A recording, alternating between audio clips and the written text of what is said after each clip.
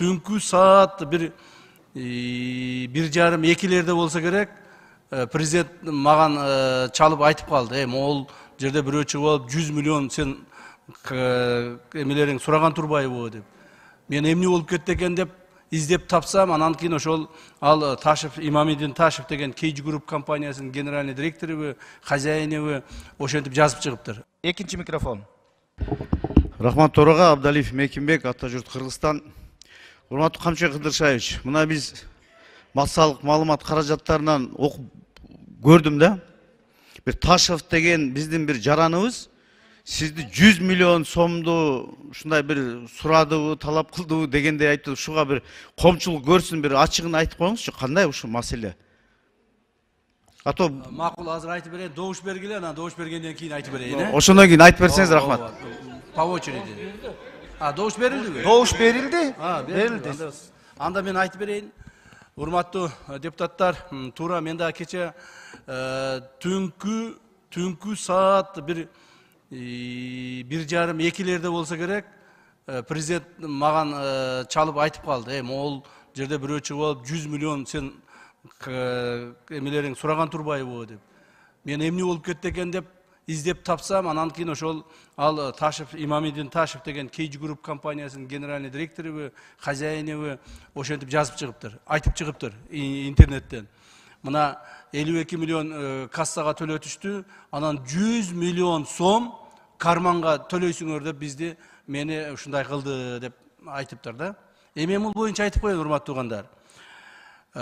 Соттун чечими менен, уруксаты менен биз Имамидин Ташевдин отурган жеринде башкалар менен сүйлөшкөнүн сөздөрүн бүт жаздырып алганбыз.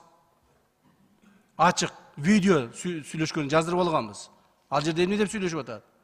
Имамидин Ташевди эмне үчүн камаганбыз, ушуну айтып коеюн. Бишкек шаарында, азыр мен эсимде жок кайсыл үй экен, бир үйдүн жашоочулары мага кайрылышкан.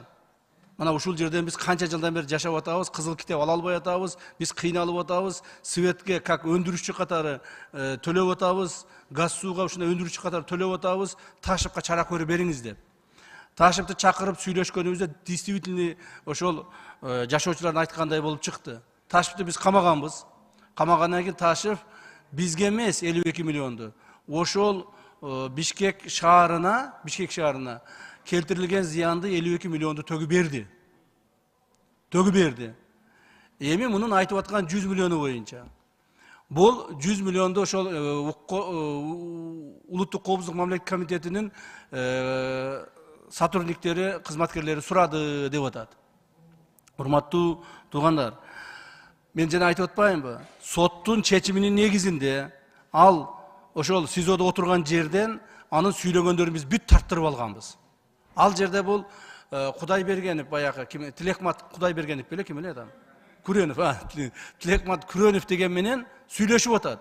Экөө сүйлөшүп, пландарды түзүп, Кыргызстанда кайсыл күнү переворот кылышынан бери сүйлөшүп атышат.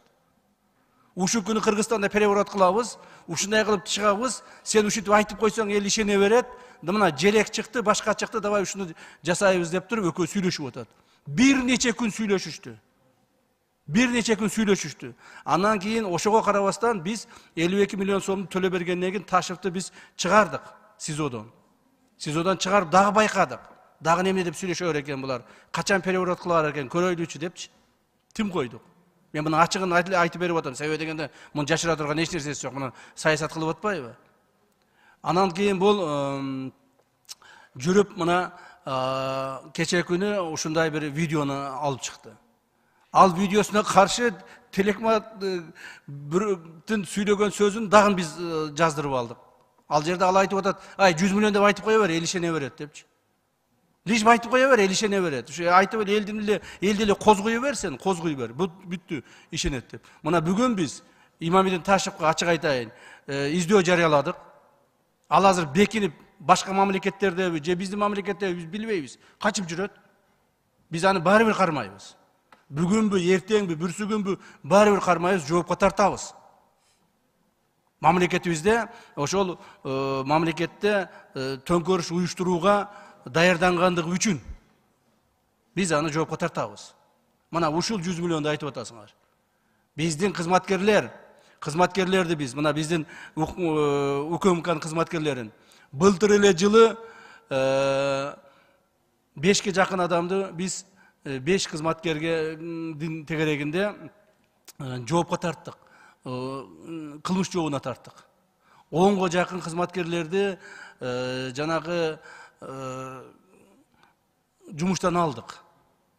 Так. Дагы бир 10 жакты кызматкерлерди жумуштан өздөрүнүн каалоосу менен кетирдик. То есть биз дагы өзүбүздүн ичибизди тазалап атабыз, ар дайым карап атабыз.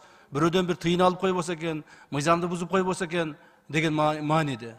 Ал эми бизге төгүп аткан же ККМБга төгүп аткан акчалардын бардыгы счет аркылуу өтөт, мамлекеттин бюджетине кетет. Аны бир да кызматкер же мен же башкабыз көрбөйбүз дагы ал акчаны. Биз цифраны гана мына кагаздан көрөбүз. Мына ушул. Ошондуктан Имамидин Ташев деген бул мен бир жаман сөз айтып койбойюн. Бир сөз айткым келип атат бул баланын адресине, бирок бул жерде болбойт эми. Бирок ошол гражданинибиз Имамидин Ташев гражданин калп сүйлөп, жөндөн жөн ушундай баягы видео обращение көтүп алды да, бул дагы Куреновго окшочу видео обращение көтүп алды. Ушу видео обращение менен ушу ойноп атат да.